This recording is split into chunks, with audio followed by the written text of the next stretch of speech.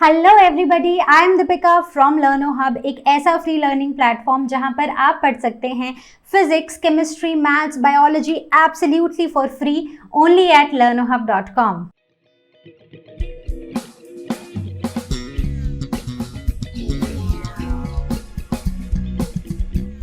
So today we'll start with the chapter number 3 of class 6 ICSE biology और हमारा chapter है cell, the structure and functions. So let us understand about cell in detail. So without wasting any time, let's get started.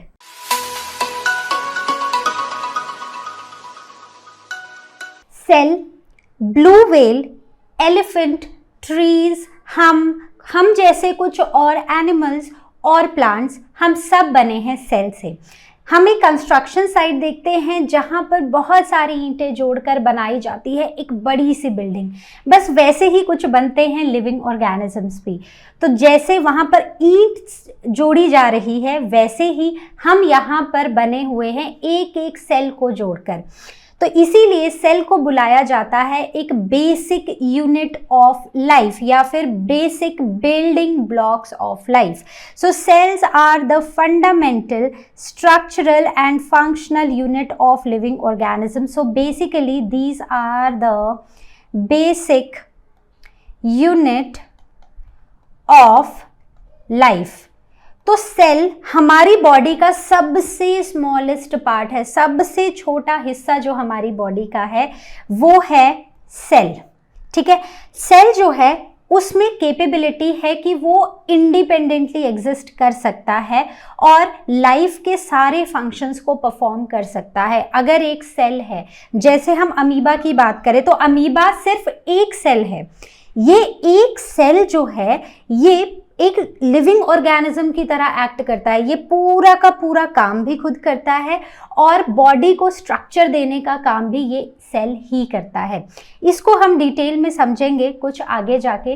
तो हम जैसे देखते हैं कि एक सेल जो है वो ही बहुत सारे सेल्स में डिवाइड होता जाता है और हर सेल केपेबल होता है इंडिपेंडेंटली एग्जिस्ट करने के लिए। अब सेल्स जो हैं वो बहुत छोटे हैं, इतने छोटे हैं कि हम उनको नेकेड आई से नहीं देख सकते। हमें पता है कि हमारी स्किन जो है वो सेल से बनी है, लेकिन क्या आप अलग अलग एक एक सेल अपनी स्किन में देख पा रहे हो? बिल्कुल नहीं देख पा रहे हो। तो इसीलिए इन छोटी छोटी चीज़ों को देखने के लिए हमें चाहिए होते हैं कुछ इंस्ट्रूमेंट्स जिन्हें हम बुलाते हैं माइक्रोस्कोप्स। तो ये छोटी छोटी चीज़ों को थोड़ा मैग्नीफाई करके हमें दिखाते हैं। तो इन्वेंशन जो था, पहला माइक्रोस्कोप बनाने का काम किया था एक डच साइंटिस्ट ने जिनका नाम था एंटनी वॉन ल्यूवेनहुक।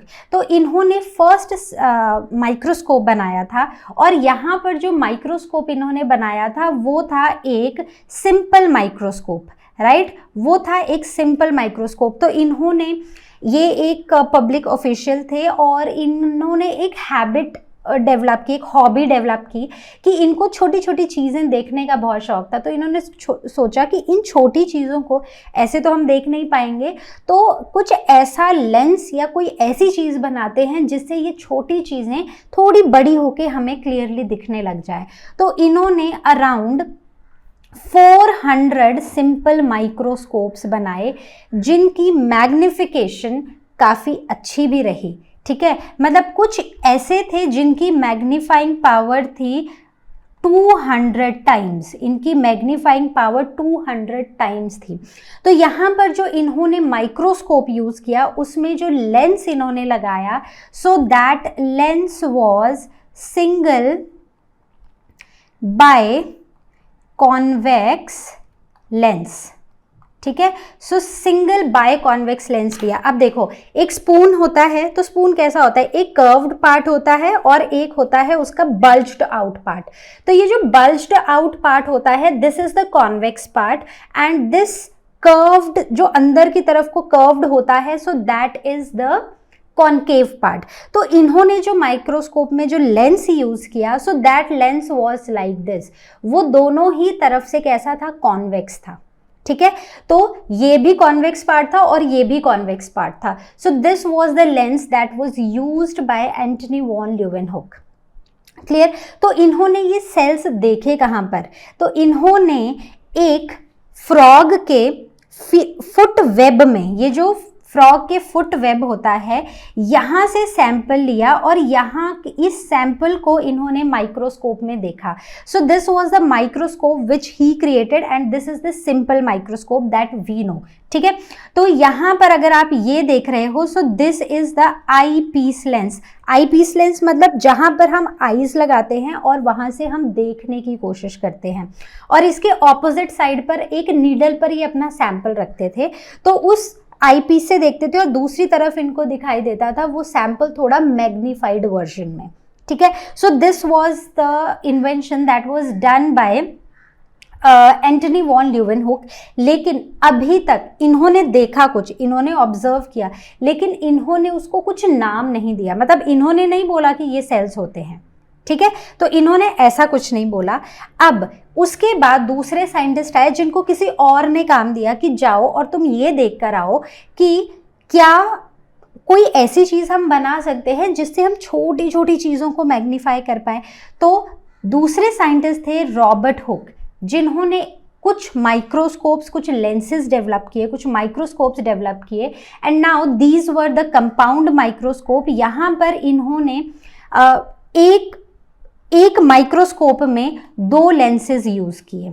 ठीक है, उन्होंने क्या किया था, उन्होंने सिंगल बायकॉन्वेक्स लेंस यूज़ किया था और रॉबर्ट हुक ने 2 लेंसेज यूज़ किए। और अगर हम दोनों का कंपैरिजन करें, इनका कंपैरिजन करें इस कंपाउंड माइक्रोस्कोप का with the simple microscope, so this microscope it had greater magnifying power as compared to the simple microscope which was invented by Leeuwenhoek, right. तो क्योंकि ये थोड़ा सा ज़्यादा एडवांस्ड वर्जन था, इसीलिए इसको बुलाया गया कंपाउंड माइक्रोस्कोप। तो अब हम ये समझने की कोशिश करते हैं कि इन्होंने जो माइक्रोस्कोप बनाया वो कैसा सा दिखता था और कहाँ पर 2 लेंसेज उन्होंने डाले थे। तो यहाँ पर जो इनका माइक्रोस्कोप था वो कुछ ऐसा दिखाई देता था, और इस माइक्रोस्कोप में this was the eyepiece lens. ये कौन सा था, this was the eyepiece lens. यहाँ से कोई भी जिसे माइक्रोस्कोप में देखना है वो अपनी आई को यहाँ पर अलाइन करेगा, यहाँ से देखेगा, and now the sample was kept over here. यहाँ पर कैंडल एक लाइट की जाती थी और इस कैंडल की लाइट जब यहाँ पर मिरर पे पड़ती थी वो लाइट आके गिरती थी इस लेंस पे, और यहाँ से क्या होता था, यहाँ से ऑब्जेक्ट जो है वो इल्यूमिनेट होता था। देखो, अंधेरी जगह पर जाओगे, अंधेरे कमरे में जाओगे तो आपको कुछ नहीं दिखाई देगा, लेकिन जब उस कमरे में लाइट होगी तो आपको दिखाई देगा, राइट। तो यहाँ पर भी ऑब्जेक्ट को इल्यूमिनेट करना, ऑब्जेक्ट को लाइट करना बहुत इंपॉर्टेंट है ताकि उसकी माइन्यूट डिटेल्स हमें दिख जाए। तो यहाँ पर सैंपल को या ऑब्जेक्ट को अच्छे से इस कैंडल के थ्रू लाइट दी गई मिरर की रिफ्लेक्शन से, and finally this is the objective lens and this is the eyepiece lens. तो आई पीस लेंस पे यहाँ से आईज लगा के इस ऑब्जेक्ट को थोड़ा मैग्नीफाइड वर्जन में देखा गया। अब जब इन्होंने ये देखा ना, तो इन्होंने यहाँ पर यूज किए थे कुछ थिन स्लाइस ऑफ कॉर्क। ठीक है, तो इन्होंने ऑब्जर्व किया कि ये जो थिन स्लाइसेस है ना कॉर्क के, यहाँ पर छोटे छोटे बॉक्स लाइक कंपार्टमेंट्स हैं। मतलब जो इन्होंने ऑब्जर्वेशन की ना, तो इनको लगा कि ऐसे छोटे छोटे ना कुछ बॉक्सेस टाइप है, कुछ कंपार्टमेंट्स हैं, बॉक्स लाइक कंपार्टमेंट्स हैं। ठीक है, तो इन्होंने इसको रिलेट किया अपनी मॉनेस्ट्री में मॉन्क्स के रूम से। तो इनकी मॉनेस्ट्री में मॉन्क्स के रूम हुआ करते थे, छोटे छोटे डब्बे हुआ करते थे, खाली खाली डब्बे, तो वहाँ से रिलेट किया। तो इन बॉक्स लाइक कंपार्टमेंट्स को उन्होंने बोला cells, which is derived from Latin word cella. ठीक है, तो इस वर्ड से डिराइव किया इन्होंने एक वर्ड दैट इज सेल, और इन्हीं छोटे छोटे पोर्शंस को, एम्प्टी स्पेसेस को बुलाया गया सेल्स। लेकिन जब इन्होंने ये कॉर्क सेल ऑब्जर्व किए थे तो ये अंदर से खाली थे, which means the cells which he observed were the dead cells. ठीक है, इतनी बात क्लियर हुई, गुड। तो जो माइक्रोस्कोप आज आप अपने स्कूल में यूज कर रहे हो वो है एक कंपाउंड माइक्रोस्कोप, मतलब वो रॉबर्ट हुक के माइक्रोस्कोप का ही एक इम्प्रूव्ड वर्जन है। तो वो माइक्रोस्कोप जो आपके स्कूल में है वो कुछ ऐसा दिखता होगा। तो इसके मेजर पार्ट्स जो हैं जो आपको पता होना चाहिए उनको देखते हैं। सबसे पहले ये है आईपीस लेंस, जहां पर आप आईस लगाते हो और नीचे की तरफ देखने की कोशिश करते हो कि सैंपल में क्या दिखाई दे रहा है। तो इसे आईपीस लेंस और ऑक्यूलर लेंस बुलाते हैं। फिर यहाँ पर ये जो दो लेंसेज आप देख रहे हो, these are the objective lenses, जिसे ऑब्जेक्ट के पास रखा जाता है ताकि आप उसकी माइन्यूट डिटेल्स को देख सको। फिर यहाँ पर दिस पोर्शन, ये जो एक फ्लैट सा पोर्शन है, this is called as stage. इस स्टेज पर हम रखते हैं एक ग्लास स्लाइड। एक ग्लास का छोटा सा टुकड़ा होता है जो कि एकदम क्लीन, क्रिस्टल क्लियर होता है ताकि उससे लाइट आर पार जाए और लाइट ऑब्स्ट्रक्ट ना हो। लाइट सिर्फ तब ऑब्स्ट्रक्ट होगी जब उसके ऊपर सैंपल होगा, अदरवाइज लाइट ऑब्स्ट्रक्ट नहीं होगी। ठीक है, तो यहाँ पर हम क्या रख देते हैं, एक ग्लास स्लाइड को रख देते हैं स्टेज पर और इन क्लिप्स की हेल्प से उसे फिक्स कर देते हैं स्टेज पे ताकि वो घूमे ना, इधर उधर मूव ना करे जब हम डिटेल्ड स्टडी कर रहे हों यूजिंग दिस माइक्रोस्कोप। ठीक है, दूसरी तरफ यहाँ से लाइट दी जाती है इस सैंपल को ताकि लाइट यहाँ से ऊपर को जाएगी। फिर यहाँ पर भी क्या है, यहाँ पर भी एक अपर्चर है, छोटा सा एक पोर सा है जिससे लाइट आएगी on to this slide, glass slide. ठीक है, तो अगर ये स्टेज है तो यहाँ पर बीच में एक होल है, नीचे से इस होल में लाइट दी जाएगी, ऊपर ग्लास स्लाइड है जिसके ऊपर सैंपल है। तो लाइट जो है वो ग्लास स्लाइड से होते हुए सैंपल से बाहर निकलेगी और अब ये जाएगी ऑब्जेक्टिव लेंस में, ऑब्जेक्टिव लेंस से ये जाएगी आईपीस लेंस में। तो इसी लाइट की वजह से हमें वो ऑब्जेक्ट की या जो सैंपल है उसकी डिटेल्स क्लियरली दिखाई देंगी। ठीक है, तो यही माइक्रोस्कोप है जो आज हम यूज कर रहे हैं अपने स्कूल्स में। तो आई होप ये कंपाउंड माइक्रोस्कोप तक आपको सब समझ आया है। तो अब आगे बढ़ते हैं। Now coming on to the cell theory. अब हमने सेल्स पढ़े, कैसे माइक्रोस्कोप इन्वेंट हुआ, कैसे उनके इम्प्रूव्ड वर्जन्स आए और कैसे ये टर्म सेल आई। ठीक है, तो अब बात करते हैं सेल थ्योरी की। तो सेल्स पे भी बड़े सारी थ्योरीज हैं, तो हम बेसिक डिस्कस करेंगे। तो सेल थ्योरी पे सबसे पहले काम करना शुरू किया था दो साइंटिस्ट ने जिनका नाम था मिथाइल शेलाइडन एंड थियोड श्वान। राइट, तो शेलाइडन एंड श्वान आपको याद रखना है। Schleiden, he was a German botanist, right? I will explain this word. ठीक है, और जो श्वान थे, he was German zoologist, right? तो बोटानिस्ट जो प्लांट्स की स्टडी करते हैं। ठीक है, तो जैसे botany is a study of plants, zoology is a study of animals. तो जो शेलाइडन थे वो एक जर्मन बोटानिस्ट थे जो प्लांट्स के ऊपर स्टडी करते थे, और श्वान एक जर्मन जूलॉजिस्ट थे जो एनिमल्स के ऊपर स्टडी करते थे। और इन्होंने इंडिविजुअली अपनी स्टडीज में ये पता लगाया कि प्लांट्स और एनिमल्स सेल्स से मिलकर बने होते हैं। तो जो शेलाइडन थे उन्होंने बोला कि जितने भी प्लांट्स हैं वो छोटे छोटे सेल से मिलकर बने हैं और हर एक सेल जो है वो एक स्ट्रक्चर दे रहा है हमारे प्लांट्स को, और उनके फंक्शंस भी ये सेलुलर लेवल पर ही हो रहे हैं। छोटे छोटे सेल्स मिलकर बड़े बड़े फंक्शंस परफॉर्म कर रहे हैं। ठीक है, दूसरा आता है जूलॉजिस्ट श्वान। तो श्वान ने सेम ही टाइम पर ये बात बोली कि जितने भी एनिमल्स हैं वो हम छोटे छोटे सेल से बने हुए हैं और हर एक सेल हमारी बॉडी को स्ट्रक्चर दे रहा है और अपना काम कर रहा है। तो ये जो सारी थ्योरी थी इन दोनों साइंटिस्ट की, they gave this theory in 1838। ठीक है, so according to them all animals in plants they are composed of cells which serve as a units of structure and functions. ठीक है, अब उसके बाद एक और साइंटिस्ट आए जिन्होंने ये बोला कि हाँ, जितने भी प्लांट्स एंड एनिमल्स हैं, जितने भी लिविंग ऑर्गेनिजम्स हैं, वो सेल्स के बने हुए हैं, ये बात सही है। लेकिन यहाँ पर 1858 में रुडोल्फ वर्काउ ने ये बात बोली कि all the cells arise from pre existing cell, कि ये जो एक सेल है ना, ये अपने ही जैसे और सेल्स बनाता रहता है। तो अगर हमारे पास एक सेल है, this will divide and form two cells. आगे ये दोनों cells will further divide and they will give rise to 2 more cells और 4 more cells, ठीक है। तो ऐसे सेल्स जो है ना, वो खुद ही डिवाइड हो के एक सेल से हमारे पास बहुत सारे सेल्स आ जाते हैं। So this statement, just remember this statement, it is very important, पूछा जाता है एग्जाम्स में, that all cells arise from pre existing cells. Who gave this statement? So he was Rudolf Virchow. Clear. अब यहीं से आ जाती है कुछ मेजर पॉइंट सेल थ्योरी के। सबसे पहला point, all living organisms are made up of cells. चाहे वो प्लांट्स हैं या फिर वो एनिमल्स हैं, सब बने हुए हैं लिविंग सेल्स से।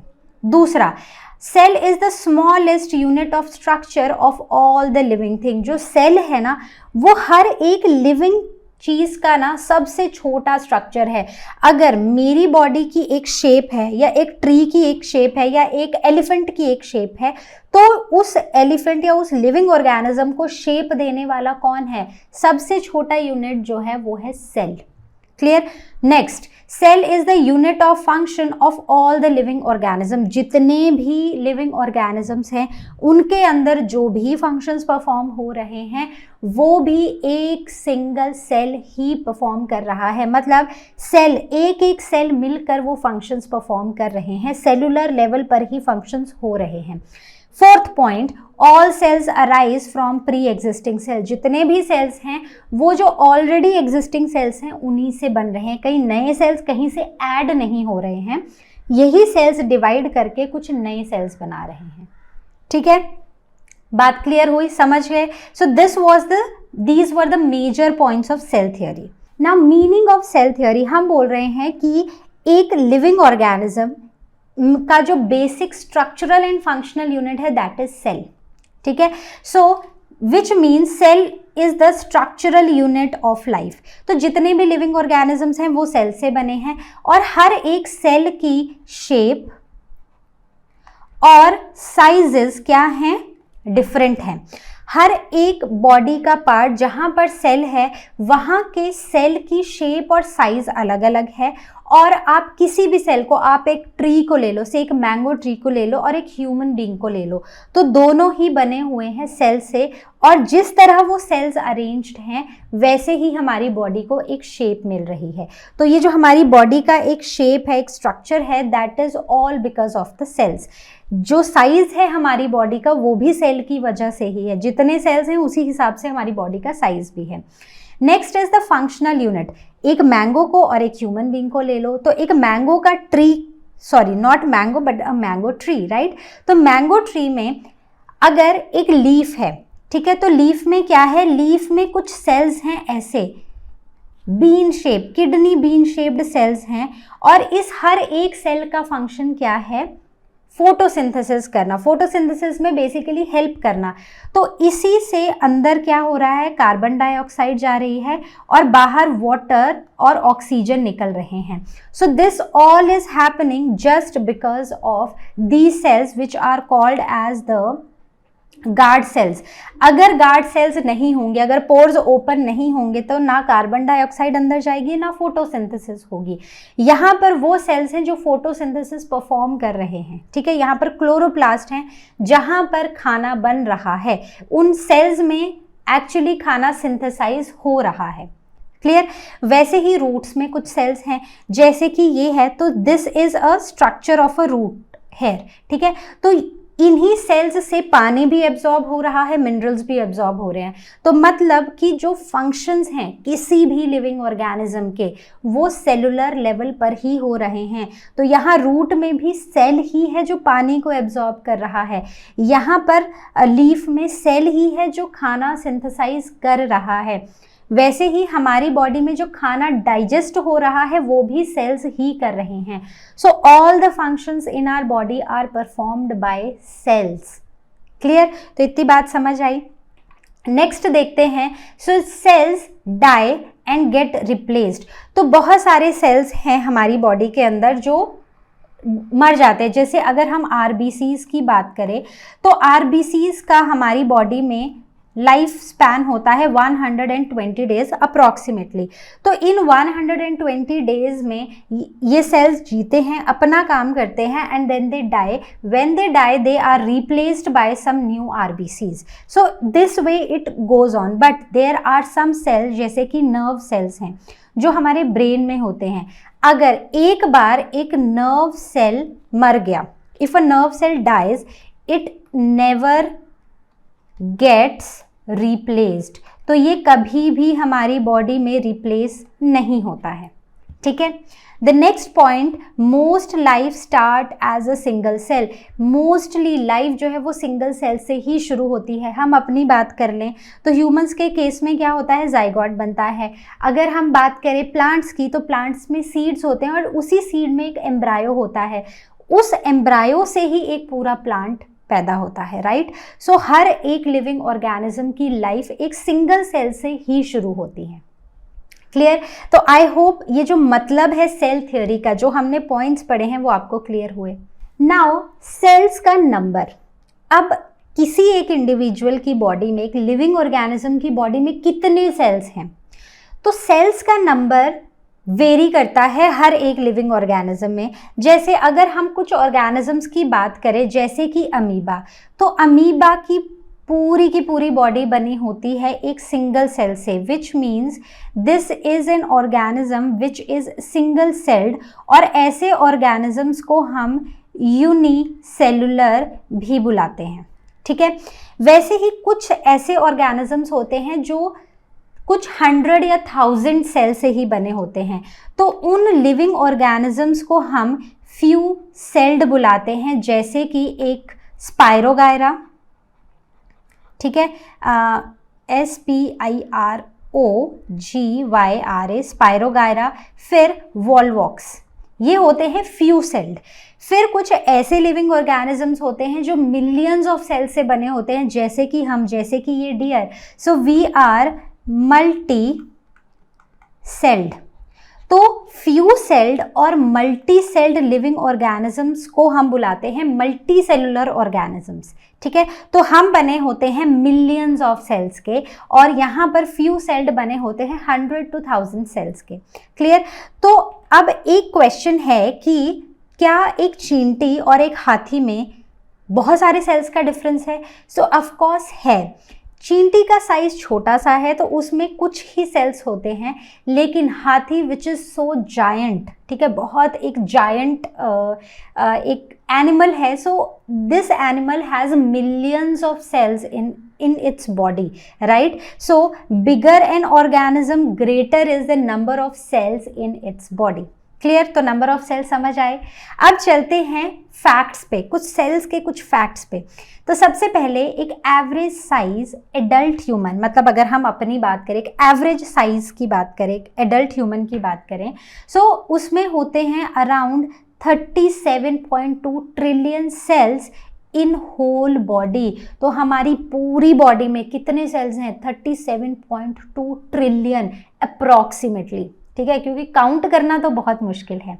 The next is 100 billion nerve cells in human brain. तो हमारा जो ब्रेन है उसमें नर्व सेल्स हैं। नर्व सेल्स कितने हैं? 100 बिलियन नर्व सेल्स हैं। एंड रिमेंबर, एक भी सेल अगर मर गया इन नर्व सेल्स में, so that cell will never be able to replace itself. Clear? Next, अगर हम ब्लड की बात करें तो ब्लड में 4 to 6 मिलियन आरबीसीज होते हैं, जिसमें से 7000 डब्ल्यूबीसीज होते हैं पर cubic millimetre of the blood. अब क्यों? क्योंकि अब ये भी तो बहुत ही ये भी एक फ्लूइड सा स्ट्रक्चर है, so it is not able to calculate कि कितने सेल्स होंगे, बट अप्रॉक्सीमेटली आरबीसीज होते हैं 4 to 6 मिलियन और डब्ल्यूबीसीज होते हैं 7000 पर cubic millimetre. So remember these facts. अब हम बात करते हैं सेल के साइज की। तो सेल का साइज छोटे से छोटा और बड़े से बड़ा। तो सबसे छोटा, the smallest cell that we know, the smallest size का जो सेल है that is a bacterial cell, जो जस्ट 3.3 to 0.5 माइक्रोमीटर का है। ठीक है, मतलब इतना छोटा सा सेल है। तो कैसे दिखेगा? माइक्रोस्कोप के अंडर ही दिखेगा। वैसे ही अगर हम ह्यूमन आरबीसीज की बात करें, सो दे आर 7 माइक्रोमीटर। तो अगर इन दोनों को कंपेयर करें तो 7 माइक्रोमीटर तो बड़ा है। ठीक है, तो सोचो हमारी आरबीसीज जितनी है ना, उससे भी छोटा होता है बैक्टीरिया का cell. The next is the longest, सबसे लंबा सेल कौन सा है? सो सबसे लंबा cell is the nerve cell which is said to be up to 3 meters. तो ये जो हमारी बॉडी के अंदर जो ब्रेन में नर्व सेल्स हैं which are said to be 100 billion, वो 3 मीटर का अप्रॉक्सीमेटली एक सेल है। तभी तो इतनी जल्दी इधर से उधर नर्व इम्पल्सेस पास होती है। जैसे ही गर्म चीज़ को हम टच करते हैं हम एकदम हाथ हटा लेते हैं, क्योंकि फटाफट नर्व सेल्स जो हैं वो मैसेजेस पास करने का काम करते हैं। ठीक है, अब नेक्स्ट आता है द लॉन्गेस्ट हो गया, अब द लार्जेस्ट सेल।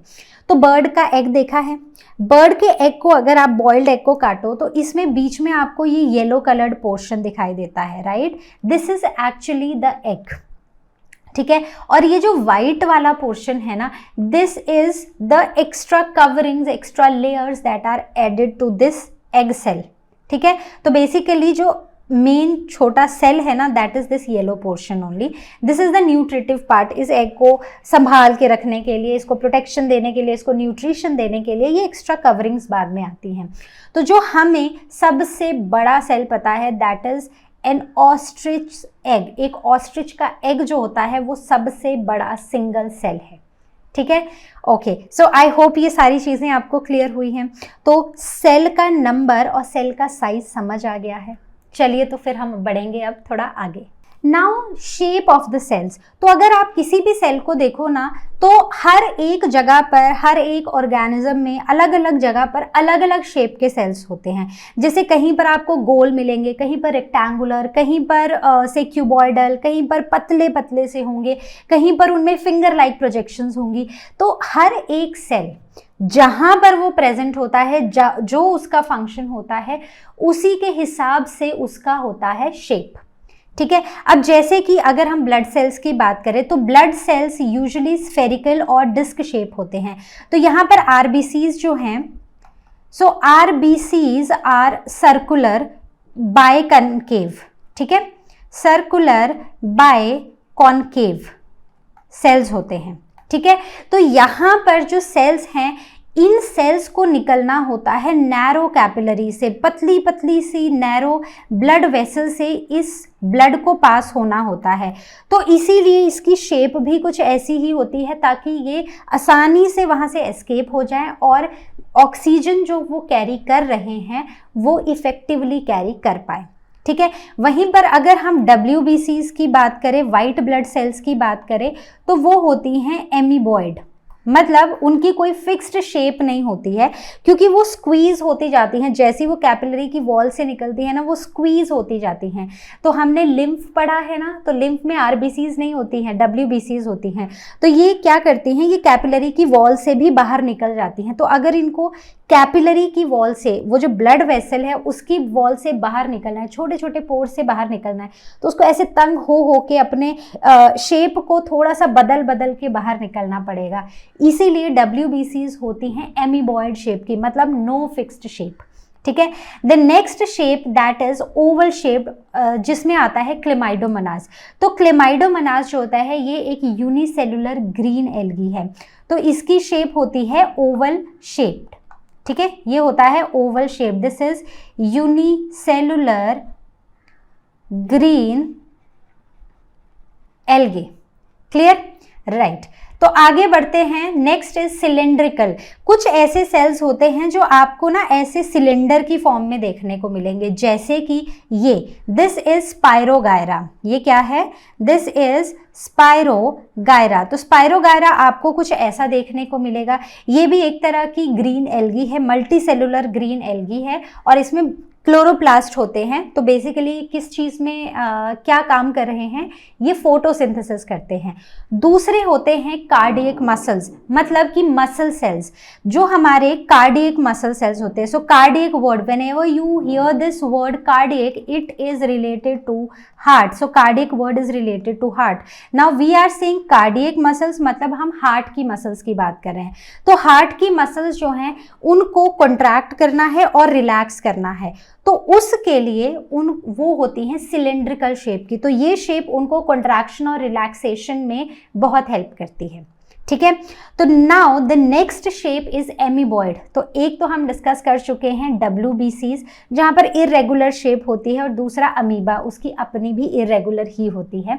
तो इनकी कोई डेफिनेट शेप नहीं होती है और ये इनको हेल्प करते हैं मूवमेंट में। जैसे अगर WBC को कैपिलरी से बाहर निकलकर इंटर सेलुलर स्पेस में आना है, सेल्स के बीच वाले स्पेस में आना है, तो इनको अपने शेप को बदलना पड़ेगा, इसीलिए ये एमीबॉइड शेप की होती हैं। वहीं पर अगर हम न्यूट्रिशन को देखें, अगर हम अमीबा को देखें, अमीबा के खाने का तरीका देखें, तो अमीबा जैसे ही सेंस करता है अपने आसपास खाना, वैसे ही ये अपने साइटोप्लाज्म से कुछ एक्सटेंशंस बना लेता है ऐसी, ठीक है, और इसके अंदर खाना एनगल्फ कर लेता है और वापस से कुछ ऐसा बन जाता है, ठीक है। तो ये क्या कर रहा है, ये भी कॉन्टिन्यूसली अपनी शेप को बदल रहा है, तो मतलब इसकी शेप इरेगुलर है, कोई फिक्स्ड शेप नहीं है। Clear. The next one, the fourth one is the rectangular और द क्यूबॉइडल। ये जो सेल्स हैं ये आपको ज़्यादातर देखने को मिलेंगे प्लांट्स के अंदर। प्लांट्स में जो सेल्स होते हैं वो यूजुअली इलोंगेटेड या ट्यूब्यूलर या रेक्टेंगुलर शेप के सेल्स देखने को मिलते हैं, ठीक है। तो आई होप ये आपको समझ आया है। आगे बढ़ते हैं। Now there is one shape of a cell which appears to be like a slipper, तो उसे बुलाया जाता है स्लिपर शेप्ड सेल्स, जो पैरामीशियम में होता है। So this is paramecium. तो ये अगर आप इसको ध्यान से देखो तो आपको लगेगा कि एक चप्पल है ये, ठीक है। तो चप्पल जैसी ही लग रही है, राइट। बस इसमें बड़े सारे सेल्स के अंदर चीज़ें हैं।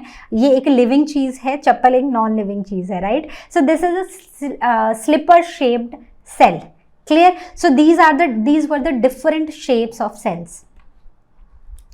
Now the next is the spindle shaped. आप जब हम नेक्स्ट चैप्टर पढ़ेंगे, जब हम टिश्यूज़ के बारे में पढ़ेंगे, तो वहाँ पर आप देखोगे कि कुछ स्मूथ मसल सेल्स होते हैं हमारी बॉडी के अंदर, जो ऐसे स्पिंडल शेप के होते हैं। कैसे होते हैं? ऐसे होते हैं। तो ये लॉन्ग होते हैं, कॉन्ट्रैक्टाइल होते हैं, आराम से कॉन्ट्रैक्ट हो जाते हैं, रिलैक्स हो जाते हैं। तो ये जो शेप है ये इनको खींचने में, मतलब कॉन्ट्रैक्ट होने में और रिलैक्स होने में हेल्प करती है, इसीलिए ये स्पिंडल शेप के होते हैं। तो हमने क्या बोला था कि जो सेल जहाँ है वहाँ पर उसको कैसा फंक्शन परफॉर्म करना है, उसके बेसिस पर ही उनकी शेप होती है, ठीक है। तो अब जैसे इन सेल्स को कॉन्टिन्यूसली कॉन्ट्रैक्ट करना है, रिलैक्स करना है, मेरी बॉडी अगर मेरी बाजू मूव कर रही है तो मेरे मसल सेल्स कॉन्ट्रैक्ट कर रहे हैं, रिलैक्स कर रहे हैं, तभी मूव कर पा रही है, राइट। तो इन सेल्स को अगर कॉन्ट्रैक्ट और रिलैक्स करना है तो उनको एक डेफिनेट शेप चाहिए, और मसल सेल्स के लिए वो है स्पिंडल शेप, राइट। तो I hope this is clear. चलिए आगे कुछ सेल्स को हम देखते हैं, कुछ नर्व सेल्स जो कि इरेगुलर शेप के होते हैं, कुछ ऐसे सेल्स जिनकी कोई शेप नहीं होती है। So that is the nerve cell, ठीक है। तो ऐसे कुछ कोई शेप नहीं है, एक मतलब इसको ना मैं रेक्टेंगुलर बोल सकती हूँ, ना मैं इसको क्यूबॉइडल बोल सकती हूँ, ना मैं इसको स्लिपर शेप बोल सकती हूँ। So this has a definite shape, so this is a nerve cell. Next is the stomatal guard cell. तो ये कुछ ऐसे किडनी बीन शेप्ड सेल्स होते हैं। तो ये भी कुछ ऐसे सेल्स हैं जो ना रेक्टेंगुलर है, ना जो सर्कुलर है, ना ओवल है, ना सिलेंड्रिकल है, कैसे भी नहीं है। So they have their own shape. So these are some different shapes of cells, और इन सेल्स का काम है अपना अपना फंक्शन परफॉर्म करना, और जैसा इनको फंक्शन परफॉर्म करना है वैसी ही ये शेप ले लेते हैं। Now coming on to the structure of a cell. तो एक सेल के अगर हम स्ट्रक्चर की बात करें तो सेल में क्या क्या होता है? सेल में बेसिकली 3 असेंशियल पार्ट्स होते हैं, जनरल पार्ट्स, असेंशियल पार्ट हर सेल में मिलेंगे। सबसे पहला है सेल मेम्ब्रेन, जिसे हम प्लाज्मा मेम्ब्रेन भी बुलाते हैं। दूसरा है न्यूक्लियस, और तीसरा है साइटोप्लाज्म। और साइटोप्लाज्म में होते हैं बहुत बहुत सारे सेल ऑर्गेनेल्स, ठीक है। तो सेल मेम्ब्रेन और प्लाज्मा मेम्ब्रेन जो हर सेल की एक आउटर कवरिंग होती है, और इस मेम्ब्रेन के अंदर ही होते हैं सेल के इंपॉर्टेंट स्ट्रक्चर्स या इंपॉर्टेंट ऑर्गेनेल्स। वैसे ही अगर सेल को ध्यान से देखें तो इसमें एक बड़ा सा प्रोमिनेंट सा गोल सा स्ट्रक्चर दिखाई देता है जो है न्यूक्लियस, और उसके अंदर ये सब कुछ, इस सेल मेम्ब्रेन के अंदर ये जो सब कुछ होता है ना, ये एक तरह से फ्लोट कर रहा होता है in a fluid that is the cytoplasm. Cytoplasm के अंदर ही होती हैं सेल ऑर्गेनेल्स, जैसे कि माइटोकॉन्ड्रिया, ठीक है। So mitochondria, then lysosomes, then endoplasmic reticulum, ठीक है। Then what else we have? We have Golgi apparatus,